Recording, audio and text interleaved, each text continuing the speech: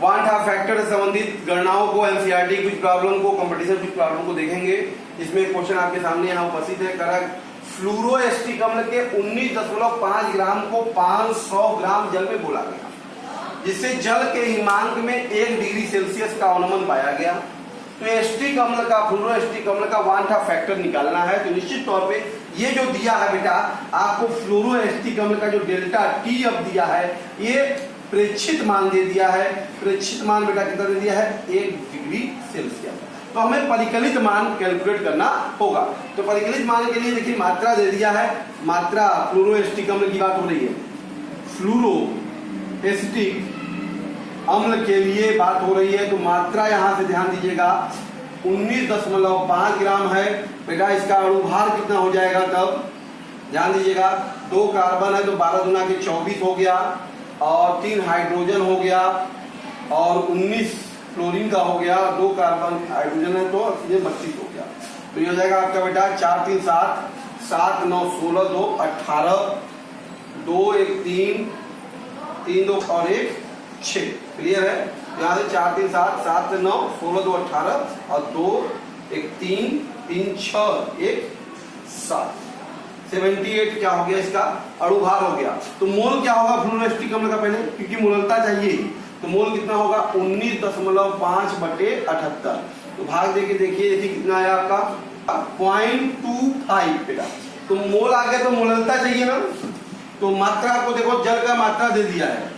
जल की मात्रा कितना दे दिया है बेटा? 500 ग्राम है, मतलब 1/2 kg हो गया था। कितना जाएगा? kg। तो मोललता कितनी हो जाएगी बताइए? मोललता बराबर मोल 0.25 बटे मात्रा kg में, मतलब 1/2 0.25 गुणे 2 0.5 मोलर। मोललता आपको मिल गई विलेन की। तो अब आप निकाल लीजिए ना KF निकाल लेते हैं हम लोग। पहले डेल्टा TF क्या होता है बेटा? KF इंटू मोललता, यही ना।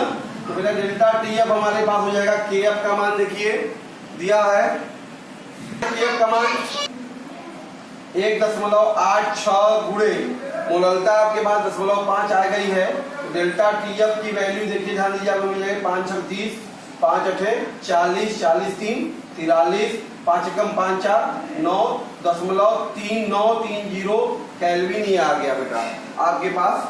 ठीक है, तो अब हमें करिए आई चाहिए। आई बराबर मैंने क्या बताया है? प्रेक्षित मान बटे परिकलित मान, यही ना बेटा। ऑब्जर्व्ड वैल्यू बटे कैलकुलेटेड वैल्यू। ऑब्जर्व्ड वैल्यू बेटा कितना है? 1 डिग्री सेल्सियस केल्विन की बात होगा आपके पास 0.93। तो आई की वैल्यू 1 में इसी से भाग दे दे, कितना है वैल्यू? क्या मतलब आ गया होगा आपका ये 1.07। आई की वैल्यू मिल गई। देखिए वांट हाफ फैक्टर मिल गया। वियोजन स्थिरांक निकालना है Ka, इसके लिए वियोजन की मात्रा चाहिए ना। बताइए 2 आयनों में विभक्त होगा निश्चित तौर पे। अगर इसका वियोजन देखा जाए, ध्यान दीजिए ये COOH, ये अगर आयनाइज होगा बेटा तो CH2F COO माइनस और H प्लस, 2 आयनों में टूटता है ये। ठीक है, इसके लिए I बराबर क्या होता है? 1 प्लस अल्फा। I की वैल्यू 0.07 बराबर 1 धन अल्फा। तो अल्फा बराबर से कितना? 0.07। तो वियोजन की मात्रा मिली गई आपको। अच्छा, जलीय विलयन के लिए ध्यान दीजिएगा, मैंने पहले बताया कि जलीय विलयन जब भी होगा तो जलीय विलयन में मोललता को ही मोललता के बराबर मानते हैं। तो यहाँ से जो सांद्रता A है हमारी प्रारंभिक सांद्रता, वो बेटा कितनी हो जाएगी? यही मोललता मतलब कितना? 0.5 यम के आसपास हो जाएगी। क्लियर है? तो अच्छा, अब इस पर वियोजन की स्थिरांक का फार्मूला लगा दें तो Ka बराबर कितना आएगा बेटा? आपको मिलेगा A अल्फा स्क्वायर बटे 1 माइनस अल्फा। 1 minus alpha. यहाँ से बेटा हो गया A का मान 0.5, अल्फा का मान आपके पास 0.07 का होल स्क्वायर और बटे 1 माइनस 0.07। तो बेटा ये आ जाएगा 0.5, 0.07 का होल वर्ग करेंगे 10 से 49 0.0049। ठीक है, और बटे 0.93। अब इसको अगर भाग दे दिया जाए तो देखिए कितनी वैल्यू आती है कि का 0.0026 या आप इसको लिख सकते हैं बेटा 2.6 गुणे 10 के घात के -3। तो ये है फ्लूरोएस्टिक अम्ल के वियोजन स्थिरांक का मान और ये है इसके बेटा क्या है वांठा गुणक का मान। क्लियर बेटा?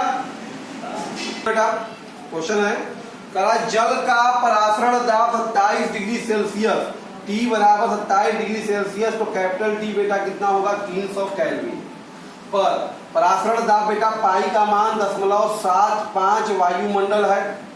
क्लियर है? और 0.25 लीटर में ही जो दे दिया है 2.5 लीटर में घुला हुआ मतलब घुले हुए पदार्थ की मात्रा W की मात्रा आपको क्या कर रहा है पूछ रहा है। तो कैल्शियम क्लोराइड का अणु भार कितना होगा बेटा?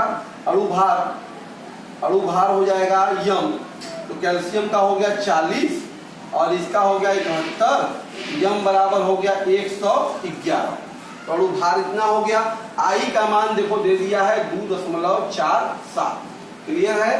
तो अब आपको पता ही है ना अब सामान्य के लिए पाई बराबर क्या होता है बेटा I into W by M into V into R into T। आपको निकालना क्या है ध्यान दीजिए W। तो W बराबर ध्यान दो क्या हो जाएगा तब पाई गुणे यम गुणे V बटे I गुणे R गुणे T। पाई का मान देखो कितना दिया बेटा 0.75। यम का मान कितना निकाले हैं हम लोगों ने 111। V कितना है 2.5 बेटा। I का मान कितना दे दिया है आपको 2.47। R का मान 0.082 और T का मान है बच्चा 300। जरा इसको गुणा भाग अगर आप कर दें तो देखिए का मान ये 3.42 ग्राम। क्लियर है बेटा? कह रहा है आपसे 2 लीटर जल में मतलब भी जो है वो 2 लीटर है 25 डिग्री सेल्सियस ताप पर T 25 मतलब कैपिटल T बेटा कितना होगा 298 केल्विन होगा। पर K2SO4 की मात्रा K2SO4 के लिए W जो है बेटा 25 मिलीग्राम है। इसका मतलब ये हो गया 25 गुणे 10 के घाते -3 ग्राम होगा मात्रा हो गया। इसका अणु भार भी तो चाहिए तो अणु भार क्या होगा बेटा स्मॉल m पोटेशियम का हो गया 2 गुणे 39 ठीक है और प्लस 32 और 16 चौका 64 39 हो गया दोनों 18 2 3 6 8 78 और धन 32 धन 64 तो बेटा हो गया आपका 8 2 10 4 14 7 3 10 6 16 1 17 174 अणु भार हो गया। ठीक है? और आपको क्या निकालना है इसका परासरण दाब निकालना है ये मानते हुए बेटा कि K2SO4 तो K2SO4 का अगर आयनन हम देखें बेटा ये 2K प्लस और SO4 2 माइनस होगा। तो निश्चित तौर पे अगर हम बात करें तो इसका I अगर इस फार्मूले से देखें तो 1 प्लस कितना आने वाला है बेटा 2 अल्फा आने वाला है 1 प्लस 2 अल्फा आएगा निश्चित तौर पे। अच्छा ये क्या कह रहा है पूर्ण रूप से वियोजित है। पूर्ण रूप से अगर वियोजित है तो I अल्फा बराबर बेटा कितना होगा 1। अल्फा की वैल्यू कितनी हो जाएगी 100% अल्फा की वैल्यू कितनी हो जाएगी 1 हो जाएगी। क्लियर है? तो I बराबर कितना हो जाएगा 1 प्लस 2 बराबर I बराबर 3 होगा। I बराबर 3 हो जाएगा। क्लियर है? तो अब हमें क्या निकालना है बेटा परासरण दाब। तो पाई बराबर क्या होता है I into W by M into V into R into T। I की वैल्यू कितनी हो गई 3।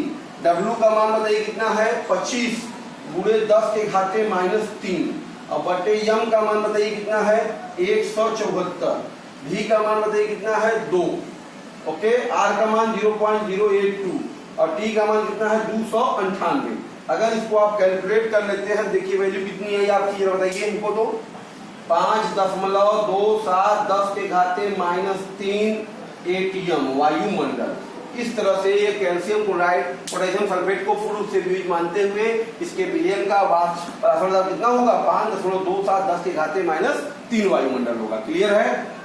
आपके पास जेईई मेंस का 2014 का करा इसमें 0.5 M ethanol 0.1 M magnesium sulphate 0.25 potassium bromide और 0.125 m का सोडियम फास्फेट के विलयन को 25 डिग्री सेल्सियस पे ध्यान में रखते हुए सबको प्रबल वियोजक घट्य माना जाए। तो कह रहा है इसमें कौन सा ऑप्शन किसका प्रासरण दाब अधिक होगा। तो वो ऐसे क्वेश्चनों को सॉल्व करने का तरीका ये है, क्योंकि आपको फार्मूला पता है ICRT होगा। बेटा अगर सबकी सांद्रता सेम होती है, अगर C सेम होता, समान होता, तो हम सिर्फ I के मान को देखकर हम लोग पता लगा सकते हैं कि किसका प्रासरण दाब अधिक होगा। तो जिसका I अधिक होगा उसका प्रासरण दाब भी अधिक होगा। लेकिन हम देख रहे हैं हमारे क्वेश्चन में सबका सांद्रता भी अलग अलग है। जिसका मतलब यह हुआ कि हम अब चेक करेंगे I इंटू C फैक्टर को। तो जिसका I और C का गुणा अधिक होगा जिसके लिए, वही हमारा प्रासरण दाब उच्च होगा। तो आइए एक करके सबके लिए देखते हैं। पाई फॉर एथेनॉल के लिए देख लेते हैं बेटा। एथेनॉल के लिए तो I देखो समान विलयन, तो I एक होगा, इसका तो सबको पता है। 0.5 है सांद्रता, इसकी वैल्यू कितनी आ गई, 0.5 आ गई। इसके लिए बात समझ में आ रहा है। इसी प्रकार से इथेनॉल के लिए निकल गया, इसलिए Mg3PO4 ट्वाइस के लिए देखा जाए तो बेटा इसका I कितना होगा, आयन दे रहा है, जितना आयन उतने I होगा। पूर्ण मत कह रहा है, क्योंकि पूर्ण कर रहा है। 3 आयन ये धन आयन है, 2 ठो ये है, 5 आयन है इसमें। समझ में आ रहा है आप लोगों को। देखिए मैग्नीशियम का 3 है, तो 3 आयन मैग्नीशियम का मिला। फास्फेट का 2 आयन है, 3 धन 2 कितना हो गया, 5। फास्फेट में 5 आयन मिला है, तो 5 गुणे और सांद्रता कितनी है, 0.1, तो ये भी कितना आ गया, 0.5 आ गया। क्लियर है। इसी तरीके से बेटा KBr के लिए देख लिया जाए तो इसमें कितने आयन होंगे बेटा, 2 आयन है, एक धनायन एक ऋण आयन, तो 2 ये हो गया। और इसकी वैल्यू देखिए कितनी है, 0.25 है, ये भी कितना आ गया, 0.5 आ गया।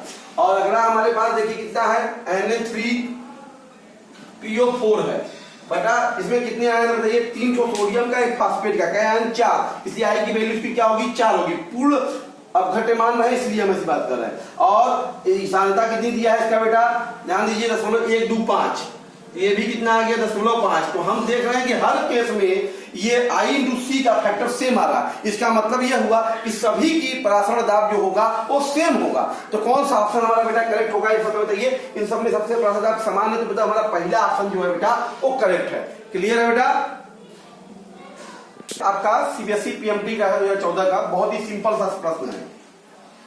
लगभग सब आप देखने पर सबको इसका आंसर आ चुका होगा, क्योंकि कह रहा है निम्नलिखित में किसका 0.1 मतलब 0.1 मोलर जलीय विलयन का हिमांक कौन, मतलब देखो सांद्रता यहाँ पे सबकी सेम है। आपको पता है ना, डेल्टा TF बराबर formula I into KF into, बात समझ में आ रहा है, यम होता है। तो KF सबका जलीय विलयन, तो ये बदलेगा नहीं, यम भी सेम है, ये बदलेगा नहीं। इसका मतलब बेटा जिसका I अधिक होगा, इसका I अधिक होगा, उसी का TF में अनुमान भी ज्यादा होगा।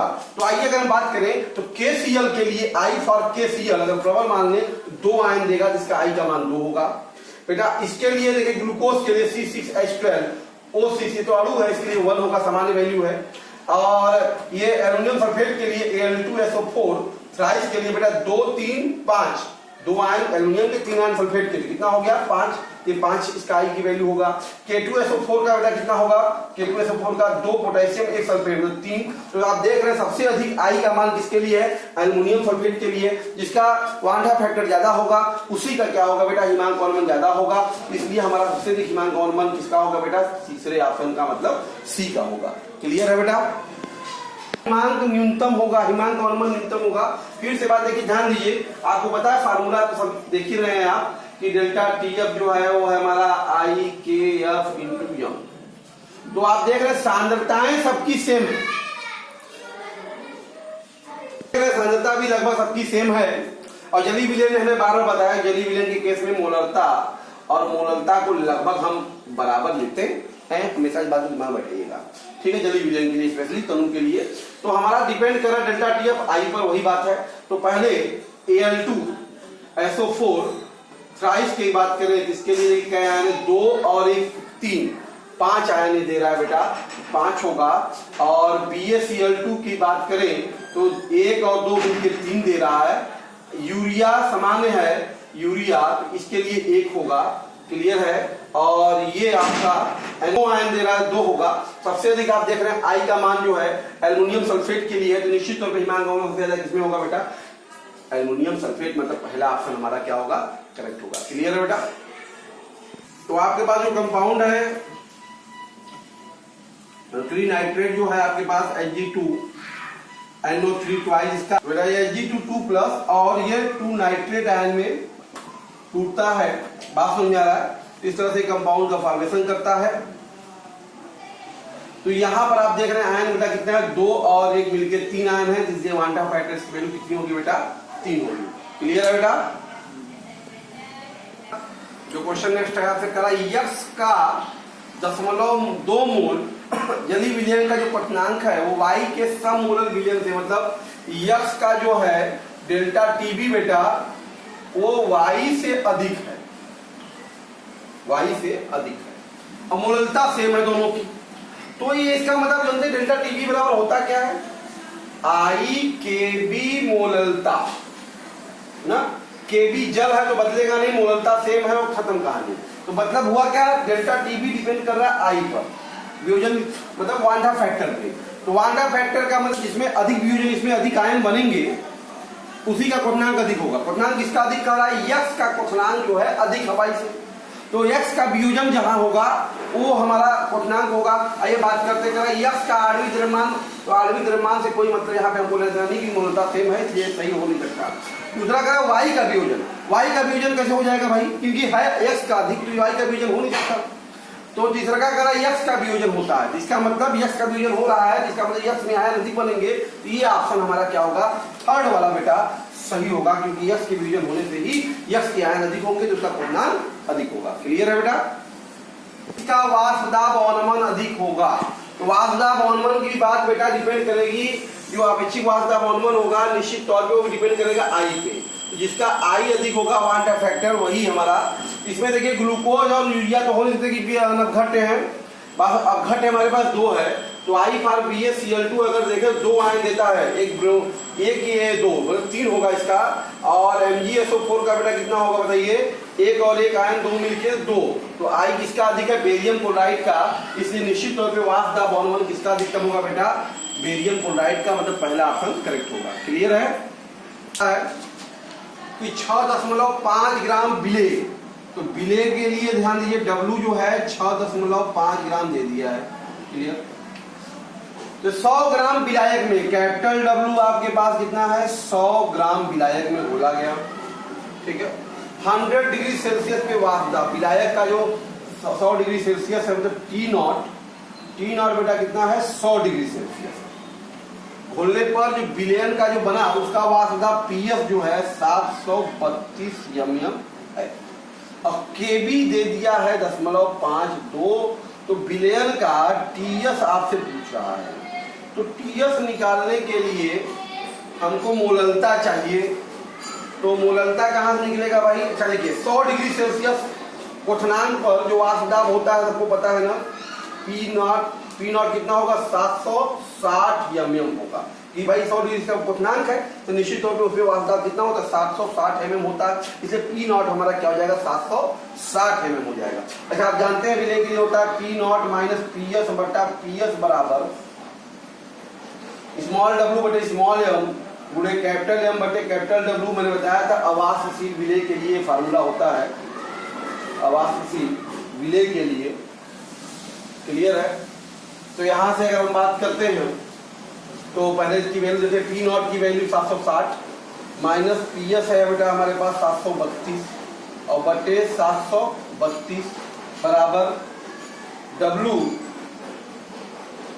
By M। देखिए विलय के मोलों की संख्या हो गई, W या M क्या हो गया, विलय के मोलों की संख्या N हो गया, गुणे अणु भार किसका है आपका, विलायक का अणु भार, विलायक मतलब जल होता है बेटा, तो हो जाएगा 18 बटे कैपिटल W है, ये कैपिटल W इन ग्राम में है, अभी हम इसको कन्वर्ट कर लेंगे और बाद में देखते हैं। तो यहाँ से भी हम बात करते हैं तो आ जाएगा हमारा 10 में से 2 गया 8, ठीक है, 5 में से 3 गया 2, 28।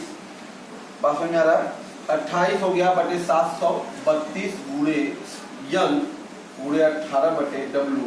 बेटा यहाँ से अगर बात करें तो N बाई W क्या हो गया, N बाई W हो गया 28 बटा 732 गुणे 18। N क्या है, विलय के मोलों की संख्या बटे विलायक की मात्रा है ग्राम में। इसको केजी में अगर बदला जाए 1000 से इसको भाग देना पड़ेगा, जिसका मतलब हो जाएगा आपके बेटा एन बाई डब्लू, और यहाँ 1000 कर देंगे तो ये हो जाएगा केजी में, तो बराबर ये हो जाएगा बेटा 28। 1000 अगर हम यहाँ कर रहे हैं तो 1000 का गुणा यहाँ भी करना पड़ेगा 1000 और 732 और गुणे 18, तो ये हो गया मोललता। देखिए क्या हो गया मोललता, तो मोललता हमारे पास आ गई 28 गुणे 1000 बट्टे 732 गुणे 18। इसको जरा गुणा करते हैं कितनी वैल्यू आती है आपकी, जरा बताइए। तो मोललता हमारे पास आ गई 2.12 मोलर। जब मोललता आ गई हमारे पास तो जरा ध्यान दीजिएगा यहीं पर। अब हम कहते हैं डेल्टा टीबी। डेल्टा टीबी बराबर क्या होगा केबी। केबी का सेंस हो गया बेटा 0.52 गुणे 2.12। डेल्टा टीबी होता क्या है आपको पता है ना, टीएस माइनस टी नॉट बराबर, ये जरा हम गुणा करके देखें 2.2 का 1.10। क्लियर है टी नॉट। अब हमको टीएस चाहिए तो टीएस बराबर कितना हो जाएगा, टी नॉट मतलब कर दिया 100 धन 1.10। बेटा यहाँ से हमारे पास आ गया ये 101.1 डिग्री सेल्सियस। तो हमारा 101 कौन सा ऑप्शन सही होगा बेटा, चौथा ऑप्शन हमारा क्या है, ये है। तो विलयन का पूर्णांक हमारा क्या होगा 101 डिग्री सेल्सियस होगा। क्लियर है बेटा। तीसरी बात बेरियम हाइड्रोक्साइड बेटा क्या होता है BaOH का ट्वाइस है। इसमें आपको पता है एक धनायन और 2 ऋणायन है, 3 आयन उपस्थित है, जिसका वांछा फैक्टर बेटा कितना होगा 3 होगा। सीधी सी बात है। क्लियर है बेटा। बेटा नेक्स्ट क्वेश्चन देखिए हमारा है, एक तनु विलयन की मोलरता दोगुना करने पर मोलर अवनमन स्थिरांक क्या होगा। तो आपको पता है ना मोलर अवनमन स्थिरांक का मान सिर्फ विलायक की प्रकृति पर निर्भर करता है, न कि मोलरता पर। ठीक है, इसका मतलब मोलरता जब इतना पढ़ा है तो केएफ के मान में कोई परिवर्तन होने वाला नहीं है, तो निश्चित तौर पे हमारा चौथा ऑप्शन ही करेक्ट होगा। क्लियर है। अगला क्वेश्चन देखिए बहुत अच्छा है, निम्न यौगिकों में एक मोलर, सबकी मोलरता देखिए एक ले ली गई, किसका हिमांक उच्च होगा। अच्छा आपको पता है ना हम डेल्टा टीएफ बराबर जानते हैं प्रोपोर्शनल टू आई, क्योंकि बाकी सब सेम है। तो ये आई बढ़ने पर हिमांक घटता, हिमांक में अवनमन होता है। आई अगर ज्यादा होगा बेटा, आई अगर ज्यादा होगा तो हिमांक क्या होगा, हिमांक कम होगा, घटेगा, क्योंकि हिमांक अवनमन की बात है। आपसे पूछा हिमांक किसका ज्यादा होगा, तो जिसका आई कम होगा उसका हिमांक क्या होगा, ज्यादा होगा। तो आइए देखते हैं बेटा। पहले हम देखो कितने आयन है, इसमें 0 आयन है। पहले वाले में कितने आयन है, 0 आयन है, कोई आयन नहीं है इसमें। और इसमें क्या आयन है बेटा, 3 आयन है। हाँ, इसमें क्या आयन है बेटा, 2 आयन है। देखिए इसमें क्या आयन है, 1 आयन है। तो जिसमें कोई आयन नहीं होगा, सबसे कम आयन होगा, उसी में क्या होगा, आपको आई की वैल्यू कम होगी। तो सबसे कम आई का मान बेटा किसका होगा, पहले वाले का होगा। इसका आई क्या होगा, कम होगा। अगर इसका आई कम है तो इसलिए इसका हिमांक क्या होगा, हिमांक इसका क्या होगा बेटा, सबसे ज्यादा होगा। इसलिए हमारा पहला ऑप्शन बेटा क्या होगा, करेक्ट होगा। क्लियर है बेटा। हिमांक अवनमन अगर पूछता किसका हिमांक ज्यादा होगा, हिमांक अवनमन ज्यादा होगा, तो डेफिनेटली तो हम कह सकते थे ऐसी स्थिति में हमारा ये जहां आयन अधिक है तो बी ऑप्शन करेक्ट हुआ करता। क्लियर है बात, क्लियर है बेटा। यूपीसी 2017 का है क्वेश्चन, क्या कह रहा है इसमें बेटा, सुक्रोज का 6% विलयन है, C12H22O11 का 6% है, और एक कार्बनिक पदार्थ है जिसका 3% है। दोनों का परासरण दाब सेम है, पाई1 बराबर पाई2। ठीक है, निश्चित तौर पे पाई बराबर होता है, आप जानते हैं C1RT तो C2RT। इसका C1 का क्या लगेगा बेटा, N1/V। ठीक है, N1/V1, V भी सेम होगा, और N2/V की परसेंटेज 100 क्लियर होगा। N1 का मतलब बेटा हो गया W1/M1 बराबर W2/M2। तो सीधी सी बात अगर हम बात करें तो W1 6% तो 6 हो गया, ये हो गया 342। ध्यान दीजिए M1 अनुपात कितना 342 होता है। W2 हो गया बेटा कितना हमारा 3%, 3 ग्राम हो गया, और ये M निकालना है तो ये हो गया 3 गुना के 6। M2 बराबर बेटा हो गया 342/2, तो 2 एक कम 2, 2 सते 14 2 एकम 2 171 अणु भार होगा बेटा अज्ञात कार्बनिक पदार्थ का। तो ऑप्शन हमारा कौन सही होगा बेटा? सी सही होगा। क्लियर है बेटा? ये अच्छा क्वेश्चन है आपके सामने, यही 17 का है। कहा एस्टिक अम्ल का 0.2 ग्राम बेटा, W बराबर 0.2 ग्राम है और विलायक की मात्रा बेटा कितनी है? 20 ग्राम है। तो बेटा हो जाएगा 20 गुणे 10⁻³ -3 kg, क्योंकि मोललता चाहिए हमको। अच्छा, बेंजीन का अणु भार एस्टिक अम्ल कितना होता है? 60 होता है। तो पहले मोललता निकाल लेते हैं, ठीक है। मोललता भार बटे अणु भार गुणे विलायक की मात्रा केजी में 20 गुणे 10 की घाते बेटा हो गया माइनस। क्लियर? ये हो जाएगा हमारे पास, एक इधर ऊपर जाएगा बेटा, तो हो जाएगा 200 बटे 60 गुणे 20, 2 जीरो कट गया, तो 1/6 मोलल आ गया। मोललता 1/6 आ गई। तो यहाँ से अगर हम बात करें तो डेल्टा टीएफ हमारा कितना जाएगा बेटा? केएफ इंटू मोललता। तो बेटा केएफ है हमारा 5.12 गुणे 1/6, इतना हो गया आपका बेटा कैलोरी। ठीक है। अच्छा, अब आपको चाहिए क्या? पहले आई। अच्छा, आपको डेल्टा टीएफ प्रेक्षित मान दे दिया है, प्रेक्षित मान दे दिया है 0.45। तो आई कितना होगा बेटा? डेल्टा टीएफ प्रेक्षित बटे डेल्टा टीएफ परिकलित, यही ना? ऑब्जर्व बटे कैलकुलेटेड। तो यहां से ध्यान दीजिए, पहला काम तो आई बराबर जो हमको मिल गया, प्रेक्षित मान है 0.45 और बटे कैलकुलेटेड मान है बेटा हमारे पास 5.12/6। तो इसको जरा सॉल्व कर दीजिए। देखिए आई का मान लगभग कितना आता है? ये 527 आई का मान ये आ गया। अच्छा, आपको निकालना क्या है? प्रतिशत संगुणन की मात्रा अल्फा का मान निकालना है। तो कहने का मतलब एस्टिक अम्ल अगर हमारा 2A है, भाई ए को एस्टिक अम्ल कह देते हैं, तो ये डाइमर इसी तरह से बना रहा है A2 टाइप का। अगर बेटा भाई ये 1 है, ये 0 है, तो विभाजन की मात्रा अगर अल्फा है, 2 मोल से आधा बन रहा है। 2 मोल से देखिए 1 मोल में आधा, अगर अल्फा मोल इसका अगर विभाजित हो रहा है, ये संगुणित होगा, कितना बचेगा बेटा? अल्फा/2। तो आई बराबर इसका क्या होगा बेटा? 1 minus alpha plus alpha, that is I बराबर हो जाएगा 1 माइनस अल्फा/2। 1 माइनस अल्फा/2 आई का मान मिल गया है। तो 0.52 बराबर 1 माइनस अल्फा/2। तो बेटा अल्फा/2 बराबर आ गया 1 माइनस 0.52। तो 1 माइनस 0.52 अगर है यहाँ पे, तो सॉल्व कर देते हैं। तो अल्फा/2 बराबर बेटा आ जाएगा आपके पास 10 में से 2 गया 8 और 9 में से 5 गया 4.48। तो अल्फा बराबर बेटा आ जाएगा आपके पास 2 8 0.96। तो परसेंटेज अल्फा कितना होगा बेटा? 96%। तो संगुणन की प्रतिशतता कितनी है? 96%। कोई ऑप्शन दिख रहा है आपको? लगभग 94.6, 96 के करीब आ जाएगा। 0.507 दिया है, तो घटाने कितना 0.473 है। तो अल्फा बेटा कितना हो जाएगा? 2 × 6 2 × 14 2 × 8 = 9। तो बेटा कितना जाएगा ये? 94.6%। तो संगुणन की मात्रा बेटा कितनी होगी? 94.6% का मतलब हमारा विकल्प कौन सही होगा बेटा? दूसरा ऑप्शन जो है इसका क्या है? क्लियर है। क्लियर है बेटा?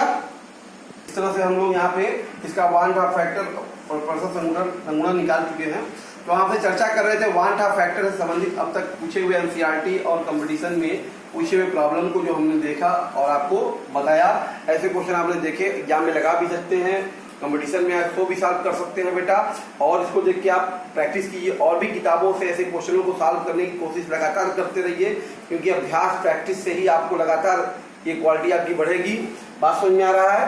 तो इस तरह से हमारे वीडियो अगर आपको अच्छा लगता है तो इसको आप लाइक कीजिए, सब्सक्राइब कीजिए और शेयर भी कीजिए। Okay, thank you.